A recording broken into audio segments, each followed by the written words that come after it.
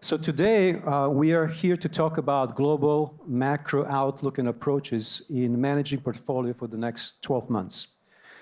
The current economic situation presents a mix of conflicting signals, to say the least.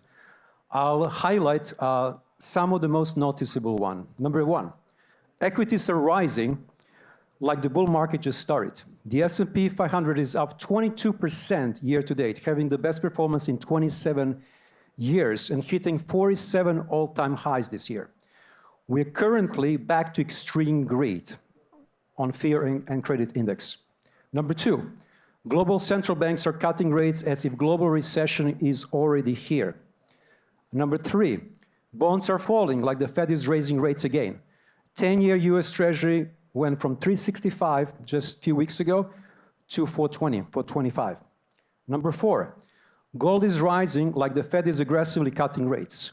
Gold is up 27% and is on track for the best year in 45 years. Silver has rallied 35% to its high level in 12 years. Number five, oil has collapsed like global recession is coming. 6, home prices are rising like inflation is rebounding. Mortgage rates are rising like the economy is strong. 7, US public debt is skyrocketing and as if there is a financial crisis or a war.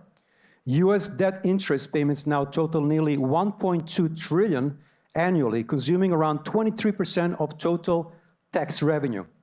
And lastly, VIX and MOVE index, volatility of stocks and bonds, are trading like something bad is cooking in the markets. On that note, Peter, I'm so pleasure to have you here again. Love hearing you live and also on CNBC. Is there any particular one of the 8 that you want me to focus on? Well, you know, you're a little bearish in the market, so. No, the markets are, I think you highlighted, there's a lot of conflicting things. I've never, in all the years I've been doing this, seen a more sort of mixed and uneven global economy, and I emphasize global. Whether you have India growing at 7%, but you have China decelerating, Germany at best is flatlining, but maybe in a modest recession, while Spain's economy is doing well.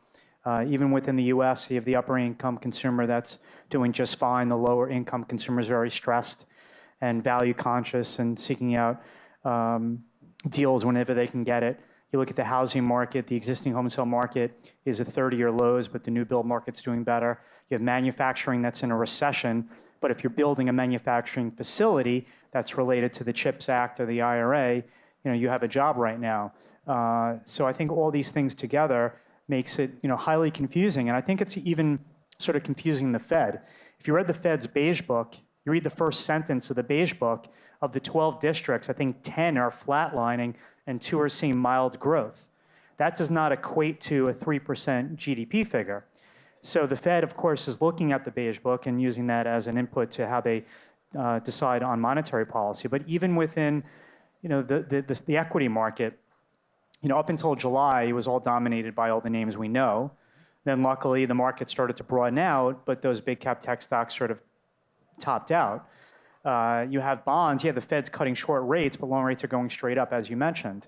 So I listened to a lot of conference calls, and you know, a lot of CEOs and like are putting their chips on, yeah, the Fed's cutting interest rates, but long rates are going higher. So that's even sort of clouding the situation here. So it's a different. I think my bottom line is, and I'll pass it on, is this is not the markets that we were so used to for many decades, where the Fed would cut rates and everything would be fine, and the rates across the curve would fall. And I think we're just in a very different sort of environment that we need a sort of different playbook than many of us are used to over, you know, the previous few decades, particularly the 15 years leading into 2022 when rates were at 0. Those days are over.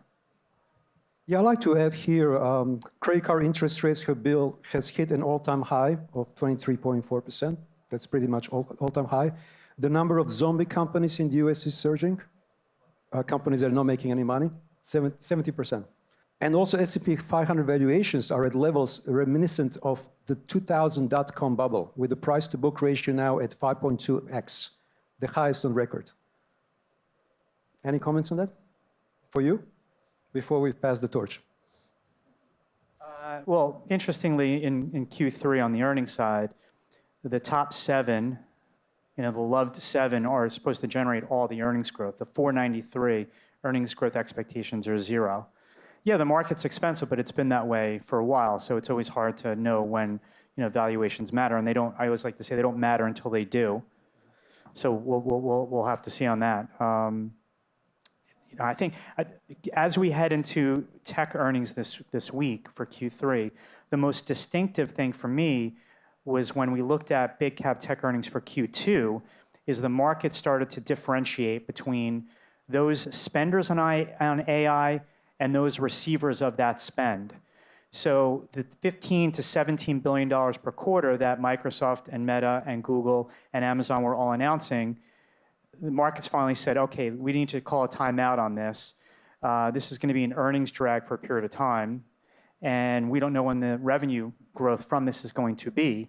So outside of Meta, the other stocks have sort of languished. While NVIDIA, the receiver of that spend, we can easily explain why it's back to the highs again. So I think that differentiation, I think, is important, and I think we'll carry through with that this week, and sort of it'll be very company specific as opposed to let's just buy the top 7 stocks.